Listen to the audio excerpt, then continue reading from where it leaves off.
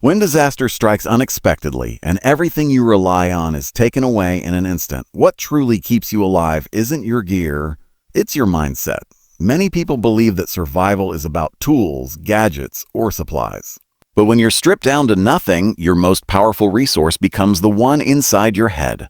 A survival mindset, built on adaptability, resilience, and determination, is the one thing that can't be lost to the ocean, stolen, or broken. On that forgotten island, I learned quickly that panic is your worst enemy. The first few moments after realizing all my equipment was gone were filled with fear. My heart raced, my thoughts spiraled, and part of me wanted to just sit down and give up. But giving in would have meant death. I had to stop the panic before it controlled me. I took deep breaths, forced myself to assess my situation, and began prioritizing what had to come next. That act of choosing calm over chaos was the first victory of survival. Survival is problem solving under pressure. You have to assess, adapt, and act even when you're cold, hungry, and scared. That takes mental discipline. I couldn't allow my thoughts to drift to what I had lost. I had to focus on what I still had: a functioning body, a sharp mind, and time, if I used it wisely. I began creating routines to structure my day, not just for practicality, but for sanity. Every hour had a purpose: searching for food, gathering materials, improving shelter, observing wildlife, or preparing a signal. Your mindset also determines how you face discomfort and setbacks. When I failed to start a fire after hours of trying, I didn't let frustration consume me. I told myself, try again.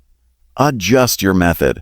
When the traps I built yielded nothing the first few days, I used the failure to learn, not to despair. Survival mindset isn't about being fearless. It's about moving forward in the presence of fear. It's refusing to freeze even when you're overwhelmed. This mindset doesn't just apply to being stranded on an island. It's the same mental resilience that helps people face job loss, illness, blackouts, or personal crisis. If you train yourself now, by embracing discomfort, problem-solving daily challenges, and staying calm under stress, you're preparing for much more than just survival. You're becoming someone who can lead, endure, and thrive no matter what life throws your way. And that's why mindset isn't just key, it's everything. Water, it's the first rule of survival, and the one lesson the ocean taught me fast. Surrounded by water I couldn't drink, with no bottles, filters, or purification tablets, I faced the harsh reality that without clean water, I might not last more than 3 days. And it wasn't just about drinking. It was about staying clear-headed, maintaining energy, and avoiding heat stroke in a brutal environment where the sun showed no mercy. If there's one thing I wish I had prioritized more from the beginning, it's water sourcing and purification. The first mistake people make in survival scenarios is assuming they'll find water eventually. On that island, I didn't have the luxury of time. My mouth dried out faster than I imagined, and the salt air made it worse. I had to act immediately. I started by observing the land. I walked the island's interior looking for any signs of moisture, damp soil, animal tracks, even insects hovering in clusters. I eventually found a small depression in the ground where rainwater had collected in a natural basin, but it was dirty, filled with algae and insect larvae. Drinking it raw would have been a gamble. That's where survival creativity comes in. With no fire at the time and no tools, I used nature itself. I dug a cellar still using leaves, rocks, and a clear piece of plastic from washed-up debris, something that floated ashore from the same wreck that took my gear. It took hours to build, and the return was slow, but drop by drop, I collected condensed water. Was it enough to thrive? Did enough to thrive? Not yet, but it was enough to survive that first crucial day. I also started collecting morning dew using absorbent cloth I tore from my clothing. I'd wring it out into a coconut shell. I used hollow bamboo for storing water and built a crude filtration system by layering charcoal from a fire I finally made, sand, and cloth. It wasn't perfect, but it gave me a psychological edge, progress. And in survival, every small success keeps you mentally afloat. When rain finally came, I celebrated like it was a feast. I had already laid out collection systems, banana leaves shaped into troughs, containers from trash, and shells placed in strategic places. By then, I understood. Water wasn't just a need, it was a constant priority. I had to think of it every hour, plan for it every day, and protect it once I had it. In your own life, whether during a grid-down situation, a natural disaster, or getting lost, water must be at the top of your mental checklist. Learn how to find it, purify it, store it, and respect it. Because no matter how tough you are or how clever your shelter is, without water, your story ends fast. On that island, finding water was the difference between panic and planning, between collapse and control. Food wasn't my first concern on the island, but after water and shelter were handled, my body started demanding it. The rumble in my stomach was a reminder that energy is the currency of survival. And on a barren island with no gear, no fishing rod, and no packed rations, I had to rely on instinct, observation, and a willingness to eat things most people wouldn't even look at twice. This wasn't about comfort, it was about staying alive. At first, I searched the shorelines for anything edible. The ocean, for all its violence, also provides. I found washed-up seaweed which might look unappetizing but contains vital nutrients and iodine. I rinsed it carefully in clean water to remove the salt and sand. Then I learned the rhythm of the tide. At low tide, tidal pools became my grocery store.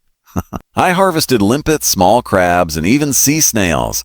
I knew from previous training that most shellfish are safe to eat raw in emergency situations, though I always boiled them once I got a fire going. When I had that luxury. The inland foraging was a different challenge.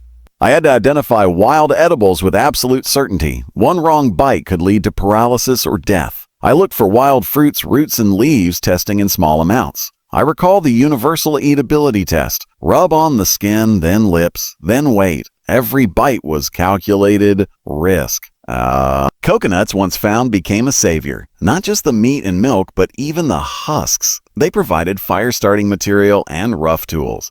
Trapping small animals or birds was nearly impossible without tools, so I used passive methods. I set up simple deadfall traps using rocks and driftwood, though they rarely paid off. I did have some success baiting crabs into pits using scraps of shellfish. Still, it wasn't about getting full. It was about keeping my strength up just enough to continue building, thinking, and staying sharp.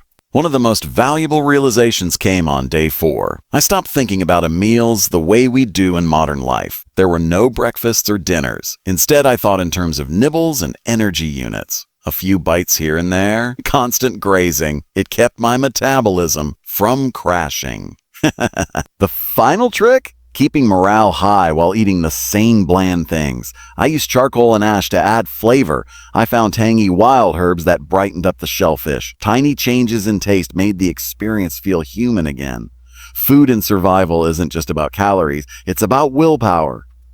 Every bite gave me strength, but it also gave me hope. And hope in the wild is as critical as fire and shelter. Eating from the land reminded me that even in disaster, nature provides. You respect it, observe it, and never waste it. Shelter is more than just protection from the elements. On a deserted island, it becomes your sanctuary, your headquarters, and your symbol of control in a world gone wild. When I lost everything in the ocean, shelter was my first major task. It wasn't just about staying dry or avoiding sunburn. It was about creating a space where I could think, recover, and plan. Without shelter, your body weakens. But worse, your mind starts to unravel. The first night, I didn't sleep. I huddled beneath a sloping palm tree, exposed to mosquitoes, wind, and the creeping terror of the unknown. Every shadow looked like a predator. Every sound from the jungle reminded me I wasn't alone. That experience burned one lesson into my mind. Even a bad shelter is better than no shelter. The next morning, I scouted for natural features. I found a rocky outcrop that offered partial coverage from the wind and rain. That became my anchor. I used large palm leaves for the roof, layering them thick and overlapping to help shed rainwater. Bamboo-like stalks provided framing material. And I lashed them together with vines and flexible roots I dug up from near the shoreline. Every knot I tied wasn't pretty, but it held. One thing I quickly learned, shelter must evolve with your needs. At first, it was about staying dry and shaded. Then it became about security. Elevating my sleeping area to avoid snakes, using thorny branches as a natural barrier, even creating a signal fire nearby to keep predators at bay. Later, it became a mental refuge. I added a simple door of Tide Palms to feeling clothes. I organized my gear pile, driftwood, dry leaves, food scraps, and corners, creating a sense of structure. The psychological benefit of shelter is massively underestimated. Once I had a roof and a place to lay down, my stress levels dropped. My thinking became clearer. My plans became sharper. I wasn't just reacting, I was adapting. That tiny space gave me the confidence to build more, to go further inland to explore. It made me feel less like a castaway and more like a survivor.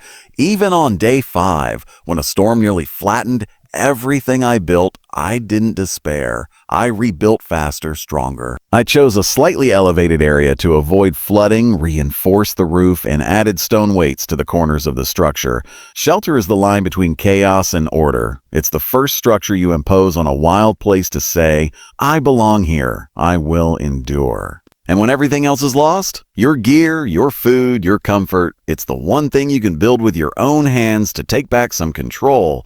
Food was not a luxury, it was a mission. After losing everything to the ocean, I had no supplies, no fishing gear, and no idea what was safe to eat. But one thing was clear, if I didn't find calories soon, I wouldn't make it through the week. Hunger creeps up slowly, then hits like a hammer. The first day, adrenaline masked the need to eat.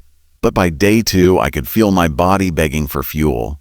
Lightheaded, irritable, and drained. I had to act. My first rule, don't get desperate and eat something dangerous. Starvation is bad, but food poisoning on a deserted island is worse. So I stuck to what I could identify or test slowly. I started with the shoreline. The tide became my clock. When it receded, it revealed small tide pools. In those pools, I found tiny crabs, limpets, and sea snails. They weren't gourmet, but they were protein. I gathered them with a sharpened stick and crushed rocks, primitive tools, but they worked. Fire was key. I never ate anything raw. I used my fire pit to roast the shellfish, watching for color change and smell the signal when it was safe. It wasn't much, but every bite counted. I also made sure to drink water before eating anything. A hydrated body absorbs nutrients better, and water helps stretch the tiny meals. By day 3, I ventured inland. I looked for fruits. Coconuts were gold. I used a rock to crack them open, drank the water, and scraped the meat. I also found wild bananas, but only picked the ripe ones. I avoided anything bitter or milky, as most wild plants with those traits are toxic. I remembered the basic test. Rub on your skin first, wait, then lips, then tongue, then a tiny bite. If no bad reaction followed, it was likely safe. Traps became my next phase. I used vines to create a simple snare for small animals. I never caught anything big, but I managed to trap a large rat on day 5. Disgusting? Maybe. But cooked over fire, it was protein. In survival, judgment fades when survival kicks in. Food wasn't just about energy, it was about morale. Every time I caught or gathered something edible, it lifted my spirit.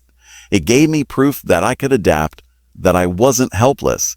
Even chewing on roasted seaweed felt like a victory. I made a mental rule. Never end the day without at least trying to find something to eat, no matter how tired I was.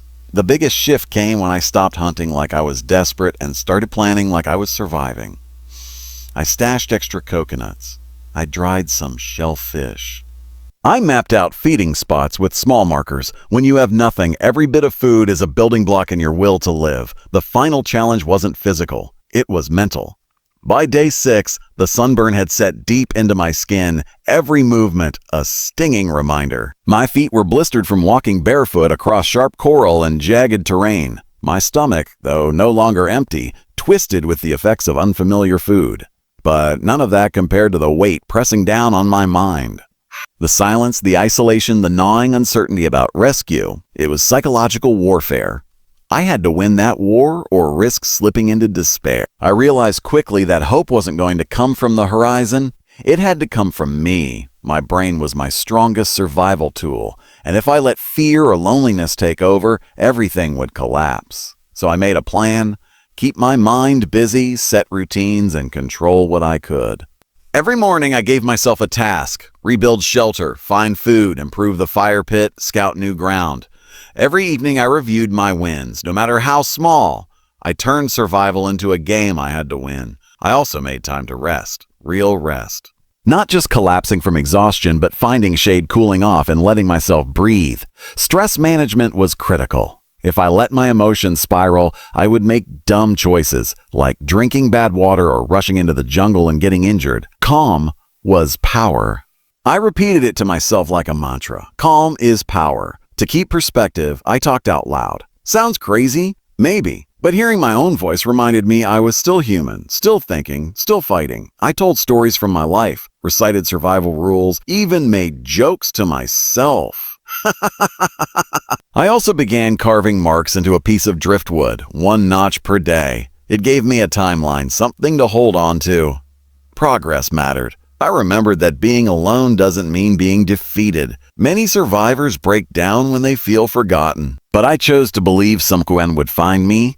Even if they didn't, I would still act like rescue was possible.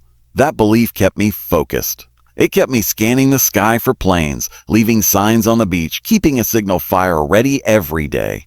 Mental strength isn't about pretending it's easy. It's about choosing your attitude in hell. When the wind howled and the rain soaked me to the bone, I still forced myself to say I'm still here. When my body screamed for comfort, I reminded myself that pain was proof of life. Every hour survived was one more step toward home. In the end, my body carried me through the island, but it was my mind that carried me through the nightmare. That's the truth about survival. Gear helps, skills matter, but mindset decides who makes it out alive. I survived because I chose to believe I could even when everything else said I shouldn't.